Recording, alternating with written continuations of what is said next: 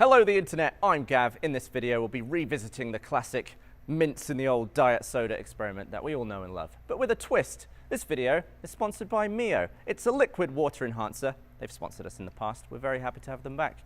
We'll be using the Mio to color the liquid in our experiments. And here's the twist I was mentioning before. The Phantom is mounted to a robotic motion control arm, so we should be able to get some epic looking shots. Okay, you have to pardon the rubbish bags on it. We don't want to get it wet. Unlike other motion control arms, this one is capable of moving incredibly quickly. You might want to duck. That is terrifying. Why don't we start off with a nice simple static shot. For this experiment, it's a good idea to use diet soda because the aspartame in that gives it a much bigger reaction. I'll start by adding some watermelon, so along with the bold flavor of Mio, we'll also get some nice color. This should give our foam a lovely shade of red. Okay, you've joined me at my lovely pool. Before we use the robot to do crazy moves, I want to test our little rig here. It's basically a nail that's holding in a stack of mints, and when I pull them out, we should get a nice reaction. 3, 2, 1.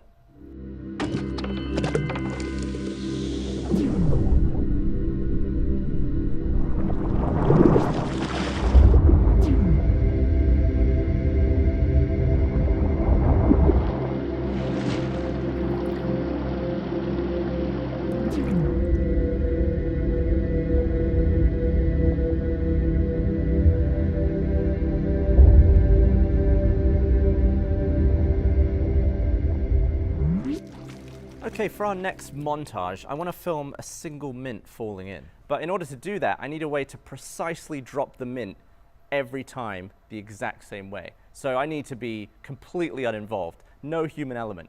These two solenoids here will clamp the mint above the bottle like this in its resting position, and this wire is connected to the triggering system of the robot. And I've got it currently set to, at the beginning, on frame 1 of the robot move, these two solenoids will release the mint straight down into the bottle, hopefully.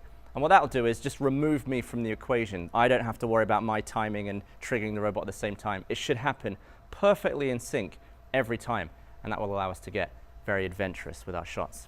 Let's give it a go. Okay, I've programmed a very short move to track one of the mints down into the bottle. Just gonna test this on an empty bottle first, see how close I am on the timing. 3, 2, 1, drop. Oh, straight in. I do have to be slightly careful with this dropping mechanism, so I've set it to open on frame 0, and then 20 frames later it closes again, because if you hold solenoids open too long, they get really hot and potentially damage themselves. So it's going to be, in real time, open for less than a second. In slow-mo, it'll probably be open for about 30 seconds. Okay, powering on the robot. Setting robot to fast. Going to position 1.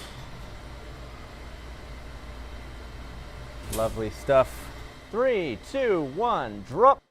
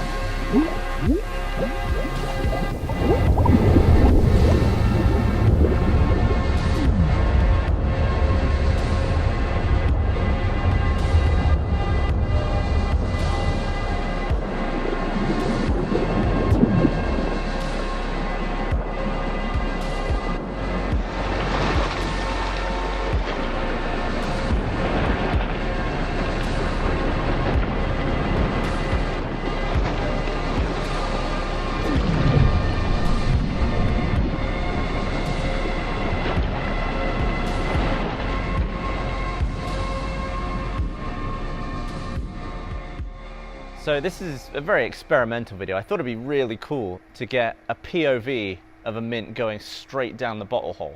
And I think to do that, I want to combine the robot with the probe lens. However, in order to look vertically down, I'm going to need to change the configuration of the camera, because as you can see, if I try and tilt all the way down, the camera will actually impinge on the underside of that arm there. So I'm going to take the camera off and use this plate, which will allow me to flip the way the camera is mounted to a side mount. And then if I turn the camera like this, it will be able to look vertically straight down. So it's quite a shift in setup, but it should allow us to get a pretty interesting shot. All right, so I think I'm going to program this move in reverse. So I'm going to find my position 2. Ooh, coming in hot. It's like the moon landing. Ooh. Let's see, right down the hole. This is going to be an insane shot if I can get it. Get in there. Oh, straight in. Love it. In order to get stupidly ambitious with this up and down movement, I've now got the dropper device mounted on bars to the end of the probe lens. So we're now looking at a mint about a couple of millimeters away. And as the robot descends at full speed, it's going to let go of the mint, and I'm going to pull focus on it all the way down to the bottle. Okay, let's go to position 1. I've also programmed a move in reverse to follow the flume upwards. 3, 2, 1. Whoop, that's a wet lens.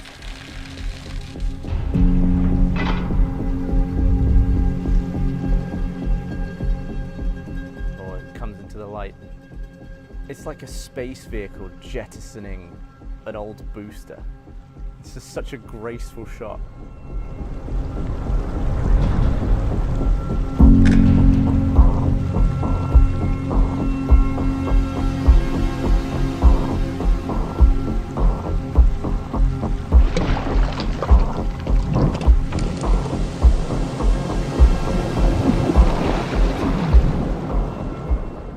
Timing on this one, it's just so perfect. Oh, it looks like it was like the same distance away the entire time. Whoa! It's like a tiny little, it's like I've got a small drone and I'm just flying above this plume of liquid. Oh, that looks so weird. The fact that it's not actually getting any closer to the camera, it just looks like a weird CG effect. Whoa, look at that. I love that shot. What insane angle on that.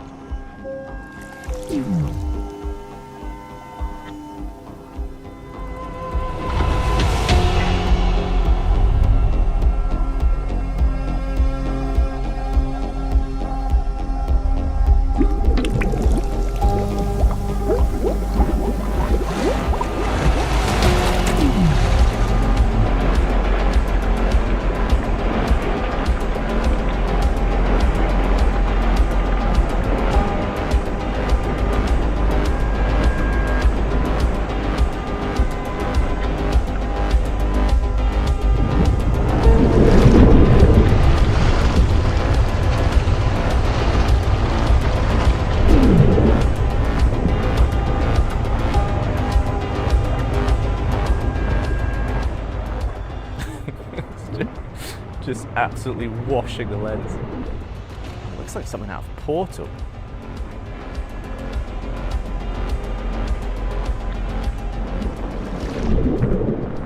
This is the kind of stuff you could just film it over and over again. It'd be completely different every time. 3, 2, 1, yoink!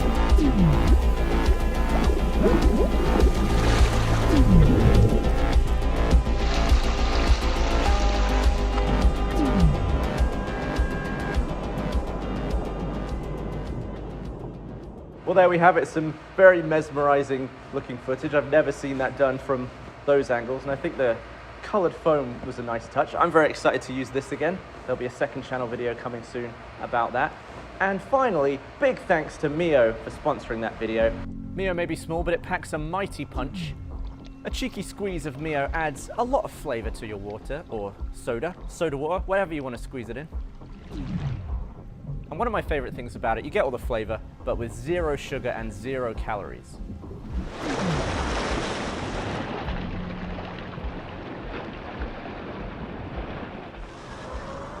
If you want to give Mio a try, there's a link in the description. Thank you very much for watching. Make sure you subscribe, and I'll see you in the next one. Goodbye.